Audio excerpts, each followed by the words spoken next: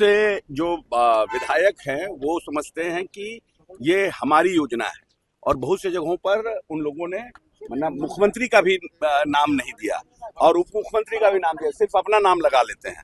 तो वैसे कार्यपालक अभियंताओं को चिन्हित करने के लिए कहा गया है, और खास करके जो पटोरी के जिसके लिए माननीय सदस्य तरुण जी ने प्रश्न उठाया था और जिसका उन्होंने फोटो दिखाने का काम किया, उसके ऊपर शोकॉज होगा और उस पर विभागीय कार्रवाई चलेगी। क्योंकि सरकार का ये निर्णय है, आप किसी के राजनीतिक दबाव में आकर के अगर आप सरकार के निर्णय को नहीं फॉलो करते हैं तो ये गलत है।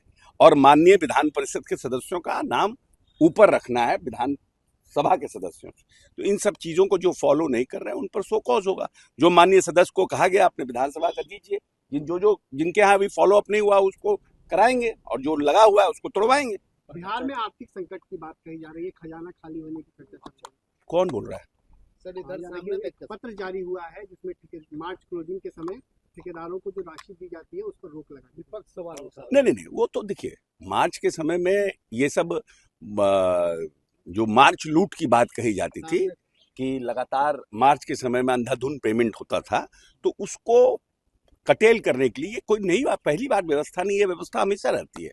लेकिन इस बार फरवरी में ही ऐसे नहीं, फरवरी में इसलिए लगाया गया है क्योंकि अभी जो हम लोगों का वित्त विभाग का काम है, रूटीन वर्क है। बिहार की पूर्व मुख्यमंत्री राबड़ी देवी ने कहा है कि सब चौपट है, आप लोगों ने 10-10 हजार फ्री में बांटे इसलिए खजाना खाली हो गया, खजाना खाली कर दिया आप लोगों ने। नहीं, अब वो तो हमारे पहले ना योजना लाई थी माई बहन, नाम भी ऐसे ही चुने थे कि पब्लिक एक्सेप्ट ही नहीं किया। हम लोग तो कहते हैं माई बहन मत करो भाई, यही कहा जाता है ना। तो वैसे योजना लाए, तब वो तो योजना लाई थी तो कहाँ से लाती वित्तीय व्यवस्था? तो ये दोहरा चरित्र नहीं होना चाहिए ना। आपने पहले हमसे अनाउंस किया, आपने हमसे पहले अनाउंस किया, तो आप कहाँ से लाते? अगर हमारे से खजाना खाली हो गया तो आपसे कैसे खजाना बढ़ जाता, बताइए। तो जो चीज जीवन में किसी दूसरे को नहीं अच्छा लगता हो वो अपने ऊपर भी नहीं लागू होता है। आपको लग रहा है कि हम किए तो बड़ा अच्छा है, वो कर दिए तो खराब हो गया, ऐसी बात नहीं है।